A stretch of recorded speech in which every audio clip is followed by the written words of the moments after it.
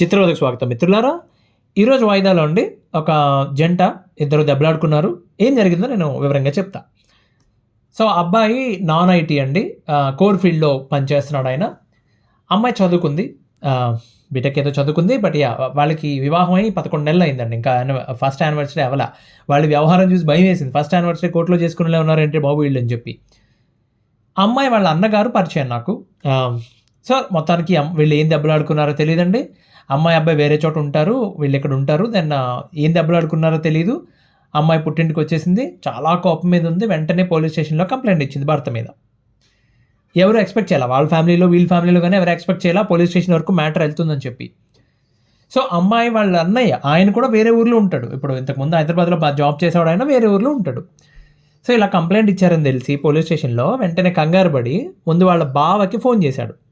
ఆయన బ్రతిమాలాడు, ఏమండి ఇట్లా పోలీస్ స్టేషన్కి వెళ్ళి కంప్లైంట్ ఇవ్వడం తప్పే, ముందు కూర్చొని మాట్లాడుకుందాం అసలు మనం ఇంటి దగ్గర, మీరు రండి ఇంటికి అని చెప్తే ఆయన ఎందుకు వింటాడు మాట. పోలీస్ స్టేషన్కి వెళ్ళారు కదా, అక్కడే తేల్చుకుందాం, నేను రాను ఇంటికి అని చెప్పాడు.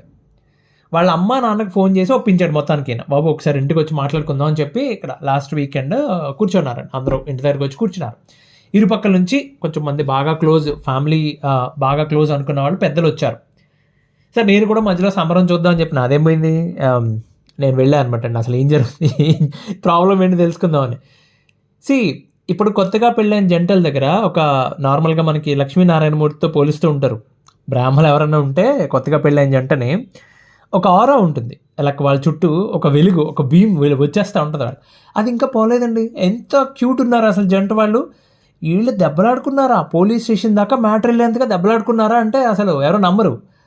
అలా ఉన్నారు. కానీ కోపంగా ఇద్దరు ఎడమొహం పెడమొహం అంటారు, అలా ఉన్నారు. ఎవరి ఫేస్ బాలా. వాళ్ళ అమ్మాయిని అడిగారండి, ఏంటి సమస్య ఏంటమ్మా నీకు అని చెప్తే, నన్ను వాళ్ళు ఇంతకీ ఎక్కడ ఉంటున్నారు తెలుసా అండి మీకు, డెహ్రాడూన్లో ఉంటున్నారు. అబ్బాయి జాబ్ అక్కడ డెహ్రాడూన్లో ఉంటున్నారు. వీళ్ళు వెళ్ళి మొత్తానికి ఇంటికి కావాల్సిన సామాన్లు కొని వచ్చేసారు. తల్లిదండ్రులు అయితే ఎవరు వెళ్ళలేదు, ఓన్లీ వాళ్ళ అన్నయ్య వీళ్ళు వెళ్ళారు. కొంతమంది ఫ్యామిలీ మెంబర్, వాళ్ళ పిన్ని వాళ్ళు ఎవరు వెళ్ళారు. మొత్తానికి వెళ్ళి ఒక వారం ఉండి వచ్చేసారు వాళ్ళని సెటిల్ చేసి. సో ఆవిడ కంప్లైంట్ ఏంటి, నన్ను ఒక్కదాన్నే వదిలేస్తాడు, ఆయన పొద్దుననగా 9 o'clockకి వెళ్ళిపోతాడు, ఆయన మళ్ళీ వెనక్కి వస్తాడు. దాని పేరేంటి, సాయంత్రం 6, 7, 8 సమ్టైమ్స్ 9 కూడా అయిపోతుంది, 12 గంటలు బయటే ఉంటాడు ఆయన, నాకు ఒక్కదానికి పిచ్చెక్కిపోతుంది.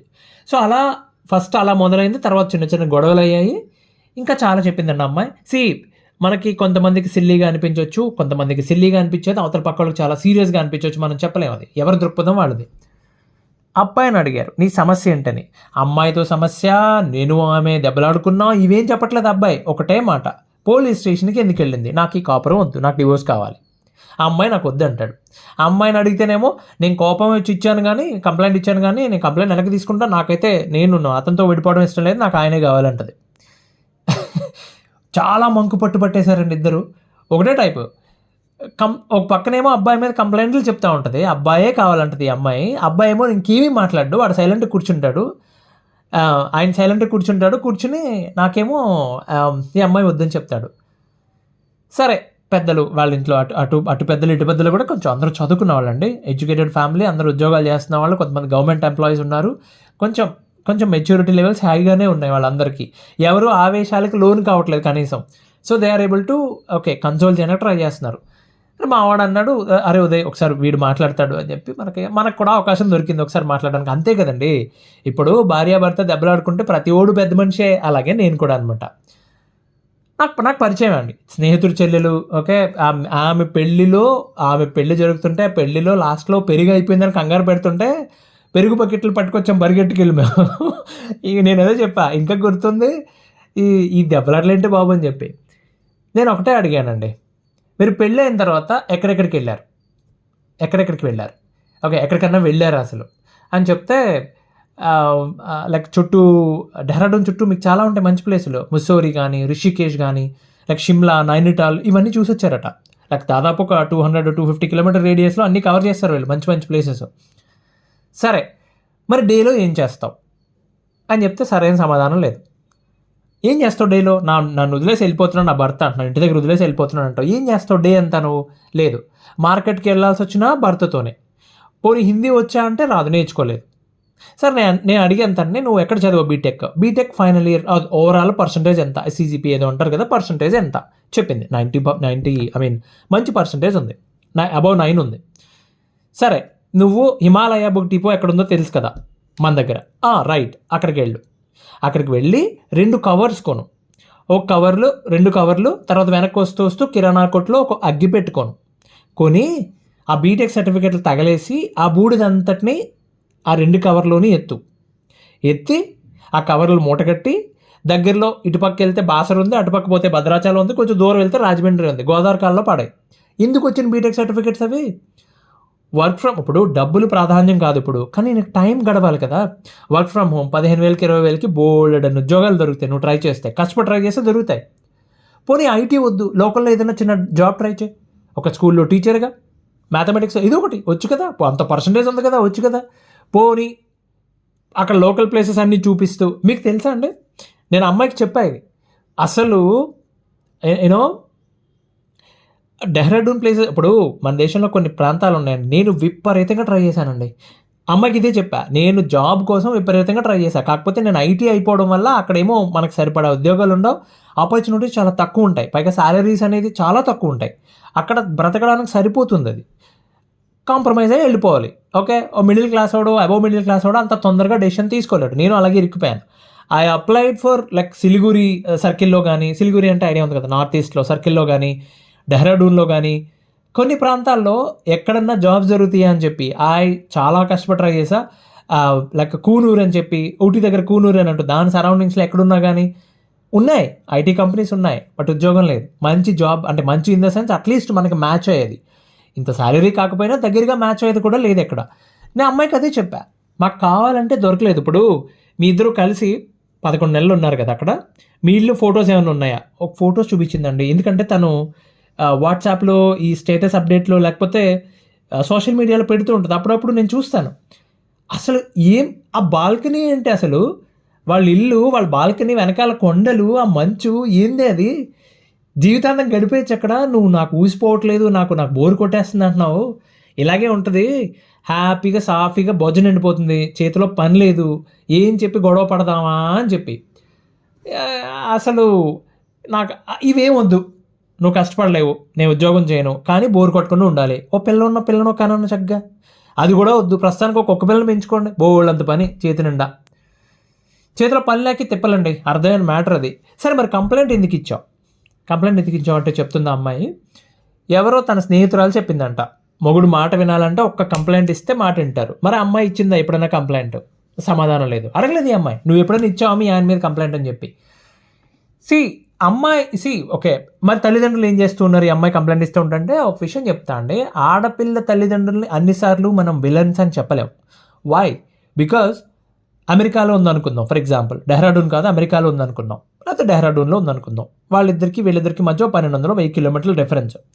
ఒకరోజు సడన్గా అమ్మాయి రాత్రి 8 గంటలకో 9 గంటలకో పోనీ డే టైమే కాల్ చేసి నా వల్ల కాదు ఈ కాపురం చేయడం అని ఏడ్చింది అనుకోండి, సో తల్లిదండ్రులు ఆలోచన విధానం సడన్గా మారిపోతుంది. మనం చెప్పలేం, వాళ్ళకి కోపం రావచ్చు, బాధ రావచ్చు, అల్లుడి మీద కోపం రావచ్చు, వాళ్ళ తల్లిదండ్రుల మీద కోపం ఎలా అన్నా రావచ్చు, బట్ తర్వాత ఎలా ప్రవర్తించారో అనేది ముఖ్యం.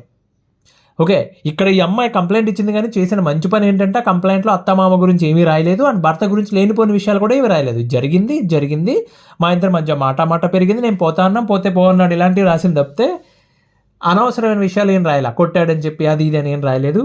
సో కాబట్టి మా చుట్టాల్లో అమ్మాయి అండి, అంటే దూర బంధువులు, కానీ ఆమె గురించి ఇప్పటికీ చెప్పుకుంటారు, నెక్స్ట్ జనరేషన్ కూడా చెప్పుకుంటారు. ఎలా జరిగిందో చెప్తాను, నేను విషయం చెప్తా. ఇక్కడ ఈ అమ్మాయి కూడా అదే పాయింట్ చెప్పా, నీకు పలానా అక్క తెలుసు కదా, ఆవిడ ఏం చేసిందో తెలుసు కదా, వాళ్ళ విషయం అంటే చాలా ఇంట్రెస్టింగ్గా ఉంటుంది. I mean it's not a great thing, ఎవరికైనా ఉపయోగపడుతుందేమో అని చెప్తున్నాను నేను. ఆ అమ్మాయి పెళ్ళి అయిందండి, జంట ఇక్కడే ఉండేవారు. సో చిన్న ఫ్యామిలీ. ఆ అమ్మాయి ఏదో జాబ్ కోసం ట్రై చేస్తూ ఉండేది, బ్యాంక్ జాబ్స్ కోసం, ఇంకా జాబ్ అది ఏం లేదు. ఆయన ఒక ఫ్యాక్టరీలో సూపర్వైజర్, ఒక ఇండస్ట్రియల్ ఫ్యాక్టరీలో సూపర్వైజర్. ఆయన చదివిన చదువు కోర్లోనే ఉన్నాడు, ఈజ్ లైక్ ఇంజనీరింగ్ గ్రాడ్యుయేట్, ఆయన ఐటీ కాదు. సో వాళ్ళకి చుట్టాలు ఉన్నారు, ఎక్కడ వనస్థలిపురంలో. ఆ చుట్టాల అబ్బాయి అంటే వీడి తమ్ముడు అవుతాడు, ఈవిడికి తమ్ముడు అవుతాడు, అక్క బావ అవుతారు వీళ్ళు, ఈ జంట. ఆ అబ్బాయి అమెరికా వెళ్తున్నాడు, అమెరికా వెళ్తుంటే చూడడానికి రమ్మన్నారు. అరే రండి ఒకసారి, మీ పెళ్ళిలో కూడా లేడాడు, సో వాడిని ఒకసారి పరిచయం చేస్తాను అని చెప్పి ఆయన పిలిస్తే, అంటే వరుసకి మేనమామ అవుతాడు అనమాట ఈ అమ్మాయికి. మేనమామ పిలిస్తే, క్షమించాలి మేనమామ కాదు, పెద్దనాన్న అవుతాడు. ఆయన పిలిచాడు, ఈవిడ్ని రమ్మని చెప్పి పిలిచాడు. సరే వీళ్ళు వనస్థలపురం ఎక్కడ మియాపూర్లో ఎక్కడ వీళ్ళు ఉంటారు. సరే చచ్చి చెడి వెళ్ళారండి వీళ్ళు. పొద్దున్నే బయలుదేరిపోయి వెళ్ళారు. ఆ కుర్రాడు ఎప్పుడు సాయంత్రం వెళ్ళాలి, ఫ్లైట్ ఎప్పుడు సాయంత్రం. సో వీళ్ళు వెళ్ళేసరికి అబ్బాయి వెళ్ళిపోయాడు. వీళ్ళు వెళ్ళారు 10 ఆ టైంకి వెళ్ళారండి. వెళ్ళేసరికి అబ్బాయి వెళ్ళిపోయాడు. ఇదేంటి ఈడెక్కడికి వెళ్ళిపోయాడు అని చెప్తే, వాళ్ళు అక్కడ ఫ్రెండ్స్ని కలవాలన్నాడు, ఆ తర్వాత ఏదో ప్రోగ్రామ్ ఉందంట, ఇంకేదో పిక్ చేసుకోవాలంట, ఇవన్నీ అని చెప్పి. సరే ఎప్పుడు వస్తాడంటే రాత్రి మళ్ళీ సాయంత్రం అయిపోద్ది అన్నాడే. వాడు వచ్చేసరికి ఉండండి, ఎందుకు ఇవాళ ఆదివారమే కదా. ఓకే, వెయిట్ చేసిన తర్వాత అమ్మాయి కోపం వచ్చింది. ఏమని కోపం వచ్చింది? మా ఆయన్ని నన్ను రమ్మని చెప్పారు కదా, ఆ కుర్రాడు బయటికి వెళ్ళటం, వాళ్ళ తమ్ముడు వాడు ఏదో పని ఉందని బయటికి వెళ్ళటం తప్పు లేదు, ఓకే, కానీ మాకు ఒక ఇన్ఫర్మేషన్ ఇవ్వాలి కదా, ఓ ఫోన్ చేసి చెప్పాలి కదా. మేము తింగరోళ్ళమా అంత దూరం నుంచి పొద్దున్నే బయలుదేరి ఇక్కడికి రావడానికి, రైట్ అని చెప్పి కోప్పడింది. సరే ఆయన ఏమనలా, కోప్పడి సింపుల్గా వచ్చేసారు. ఆ కుర్రాన్ని కలవకుండానే, వాళ్ళ తమ్ముడికి అమెరికా వెళ్ళే కుర్రాన్ని కలవకుండానే వచ్చేసారు వెనక్కి. వీళ్ళు కోపం వచ్చిందనమాట. ఎవరికి వచ్చింది కోపం? ఆ ఇంటి అమ్మాయికి వచ్చింది, భార్యకి వచ్చింది కోపం, భర్తకి రాలా. వచ్చి ఉండొచ్చు, బట్ అతను ఎక్స్ప్రెస్ చేయాల, ఈమె ఎక్స్ప్రెస్ చేసింది. అతను చెప్తూనే ఉన్నాడట, లేదు అంత కోపం ఎందుకు పడుతున్నావు అని చెప్పి, ఇది పద్ధతి కాదు, ఇది కొత్తగా పెళ్ళైన జంట, అల్లుడిని పరిచయం చేస్తా అని చెప్పి ఇంటికి రమ్మని చెప్పారు, వాడు ఉండాల్సిన పెద్ద మనిషి ఏదో పని ఉందని బయటికి వెళ్ళిపోయాడు, పైగా ఎవరో స్నేహితులను కలవడానికి వెళ్ళిపోయాడట. మనకు అంత ఇంపార్టెన్స్ లేని చోట మనం ఎందుకు ఉండాలి? వెనక్కి వచ్చేసారండి. మీరు చెప్తే నమ్మరు, ఆ తర్వాత ఆమె ఎన్నిసార్లు పిలిచినా వాళ్ళ ఇంటికి వెళ్ళా, ఎన్నిసార్లు పిలిచినా ఎక్కడ కనబడినా ఒక నవ్వే తప్పితే మాట్లాడేది కాదు. పంతం అనమాట. మా ఆయన ఎందుకు అవమానించారు మీరు, ఒకటే మాట, మా ఆయన్ని ఎందుకు అవమానించారు. సో చివరికండి ఈ కుర్రాడు, అమెరికా వెళ్ళిన కుర్రాడు ఉన్నాడు కదా, 3 ఏళ్ళ తర్వాత అబ్బాయి పెళ్లి జరిగితే, రకరకాల ఫంక్షన్ జరిగినాయి మధ్యలో, ఎక్కడ అసలు వాళ్ళ పెద్దనాన్నింటికి వెళ్ళలేదు అమ్మాయి. ఆ తర్వాత ఏదో పెళ్లి జరిగితేనండి, ఆ కుర్రాడు పెళ్లి జరిగితే, ఆ కుర్రాడే వీళ్ళ ఇంటికి వచ్చి, వసే బాబు అక్క వదిలేవే బాబు అని చెప్పి వాళ్ళ బావని అక్కని బతిమాలి తీసుకెళ్ళాడు. అప్పుడు వెళ్ళారండి. నేను చెప్తున్నా, జంట జీవితంలో విడిపోతుందా, అసలు విడిపోదామన్న ఆలోచన వస్తుందా ఎక్కడన్నా కానీ? దాన్ని అలా కాకుండా వేరే విధంగా కూడా మార్చుండొచ్చు కదని, అంటే వాళ్ళ లైఫ్ని, వాళ్ళ పాతని వేరే విధంగా మార్చుండొచ్చు. సర్లే వాడికి ఏదో పని ఉందని చెప్పి వెళ్ళిపోయాడట. ఈమె నన్ను పిలిచి ఇంట్లో ఉండకుండా వెళ్ళిపోతాడా అని భర్త కోపగించి, భార్య కోపగించి, వాళ్ళిద్దరి మధ్యలో గొడవలు రావడానికి మొదలై ఉండేది బహుశా, రైట్. దాన్ని అలా మార్చుకున్నారు వాళ్ళు. All I wanted to say is right, మీ భర్తకు అవమానం జరిగింది అనుకోండి, మీకు జరిగినట్టే. అలాగే భార్యని ఎవరన్నా ఎక్కడన్నా ఏదైనా మాట అన్నారనుకోండి, you not suppose to handle it, right. దాన్ని భరించాల్సిన అవసరం లేదు, మీరు వెళ్ళి గొడవ పడాల్సిన అవసరంలా, బికాజ్ మీ ఫ్యామిలీ మెంబర్స్ కదా, మీరు వెళ్ళి గొడవ పడాల్సిన అవసరంలా. బట్ అక్కడ నుంచి వెళ్ళిపోండి, క్లియర్గా స్టేట్మెంట్ ఇవ్వాలి, బాబు మేమిద్దరం ఒకటే, మీరు ఏదైనా చెప్పదలుచుకుంటే మీ ఇంటికి వచ్చినప్పుడు గదిలో కూర్చోబెట్టి చెప్పండి, మాకు 10 మంది ఉన్నప్పుడు మాట్లాడితే కుదరదు. ఇది ఇక్కడ ఫ్యామిలీలో అదే జరిగిందండి. ఈ డెహ్రాడూన్ ఫ్యామిలీ ఉన్నారు కదా, అక్కడ అదే జరిగింది. వాళ్ళందరూ చదువుకున్న వాళ్ళు, ఎవరు తొందరపడి ఎవరిని మాట అనట్లేదు. అబ్బాయి తల్లిదండ్రులు కూడా మందలించారు, ఏంట్రా అంతంత కోపాలు చిన్న చిన్న విషయాలకి, అమ్మాయి నిన్ను నమ్మి ఎంత దూరం వచ్చింది అని చెప్పి వాళ్ళు కుర్రాన్ని అంటున్నారు. అమ్మాయి తల్లిదండ్రులు అమ్మాయిని తిడుతున్నారు. I mean that was a beautiful thing. And అమ్మాయి మేనమామ ఉన్నాడు, ఆయన కూడా చాలా చక్కగా మాట్లాడాడు. తప్పమ్మా, పోలీస్ స్టేషన్కి వెళ్ళటం నువ్వు చేసిన తప్పు, క్షమాపణ చెప్పు ముందని చెప్పాడు. చేయకూడదు తప్పనే, ఏదైనా జరిగి ఉండొచ్చు, మీ ఇద్దరు తేల్చుకోవాలి, మా దగ్గరకు రావాలి, మేము మాట్లాడిన తర్వాత కూడా సెట్ అవ్వకపోతే ఆ తర్వాత తగలడాలి, కానీ పోలీస్ స్టేషన్కి వెళ్ళటం తప్పని చెప్పారు. మొత్తానికి సరే వెళ్ళిపోతాం అనుకున్నారండి, నవ్వేసుకున్నారు, వెళ్ళిపోతాం అనుకున్నారు. ఎక్కువ టైం కూడా ఇవ్వలేదు, వెళ్ళిపోవడం ఎప్పుడో కాదు, సాయంత్రం తీసుకోండి ఫ్లైట్ టికెట్ అని చెప్పి టికెట్ తీసేసి వాళ్ళకి అప్పటికప్పుడే సింగన్న బయలుదేరిన టైప్లో బయలుదేరి వెళ్ళిపోయారండి. కొత్తగా ఇప్పుడు వీళ్ళు కాబట్టి ఇలా ఉన్నారండి. నార్మల్గా ఎలా ఉంటారు తెలుసా, మేము చూస్తూ ఉంటాం, కొత్తగా కంప్లైంట్ ఇచ్చిన ఇళ్లలో రగిలిపోతుంటారు. వాడిని రోడ్డు మీద పాడేసి, అల్లుడిని రోడ్డు మీద పాడేసి ఏం చేయాలంటే వాడిని అసలు అని చెప్తే, వాడిని రోడ్డు మీద పాడాలంటే ముందు నువ్వు రోడ్డు ఎక్కాలమ్మా, అప్పుడు మీ ఇద్దరు కోలాటం ఊరందరూ సంబరంగా చూస్తారు. మొగుడిని ఎత్తి మీద మొట్టికాయలు వేయాలి, లేకపోతే అత్తగారు నూతిలో తోసేయాలి, ఇలాంటి అత్తగారికి ఏమో కోడలు అంతు చూడాలి, దాన్ని ఏదో ఒకటి చేసేయాలి. ఇవి ఏంది ఇవి? ఇలా రగిలిపోతే ఈ గొడవ ఎప్పటికీ చల్లారదు. ఎప్పుడు కూడా ఇంటెన్షన్, మీ ఉద్దేశం ఏంటనేది చాలా ముఖ్యం. మధ్యలో వెళ్ళే వాళ్ళ గురించి చెప్తున్నాను నేను. మీ ఉద్దేశం ఏంటి, ఇంటెన్షన్ ఏంటి? నా భర్త కావాలి అంటే ఏం చేయాలో అది చేయాలి. పోలీస్ కంప్లైంట్ ఇస్తే కొంతమంది విషయాల్లో వినరండి, మూర్ఖంగా ఉంటారు, కొట్టేవాళ్ళు ఉంటారు. సాయంత్రం తాగొచ్చి కొడుతుంటాడు వాడికి పోలీస్ కంప్లైంట్ ఇచ్చి 2 తిట్లు తిప్పిస్తే తప్ప బుద్ధి రాదు, వినడు మాట. That's fine. బట్ బట్ మీకు మనసుల మధ్య గొడవ వచ్చినప్పుడు మీ వ్యక్తిత్వాలు సరిపడక నాకు కాఫీ అంటే ఇష్టం, రోజు టీ పెడుతుంది ఈమె, కాఫీ పెట్టదు, ఇలాంటి విషయాల్లో గొడవ వచ్చినప్పుడు మీరు తెలుసుకోవాలి కదా. అరే అలా కూడా గొడవ పడతారంటే అలా గొడవ పడిన మహానుభావులు ఉన్నారు కాబట్టి చెప్తున్నా అండి. సో దేవుడి దయ వల్ల వీళ్ళైతే ప్రస్తుతం హ్యాపీగా ఉన్నారు, ప్రస్తుతానికి హ్యాపీగా ఉన్నారు. నిన్న నేను ఫోన్ చేసి మాట్లాడినాను, బాగానే ఉన్నారు కదా అని చెప్పి. దట్ జస్ట్ ఒక కుదుపండి. పెళ్ళైన కొత్తలో ఎవరికన్నా అలాంటి కుదుపులు, స్పీడ్ బ్రేకర్స్ వస్తుంటాయి. నాకు తెలిసి 10 ఏళ్ళు పోయిన తర్వాత వాళ్ళే నవ్వుకుంటారు ఇది జరిగిన సందర్భాన్ని బట్టి. జస్ట్ మీతో చెప్పాలనిపించింది, ఎవరన్నా గొడవ పడదాం అని అనుకుంటున్న వాళ్ళకి ఉపయోగపడుతుందని చెప్పి. మొదలవుతుంది ఇప్పుడే, లేతగా ఉన్నాయి అనుకున్న వాళ్ళకి. సో ఇంకో వాయిదాలో ఇంకో మంచి విషయంతో కలుద్దామండి. అంతవరకు సెలవు, ధన్యవాదాలు.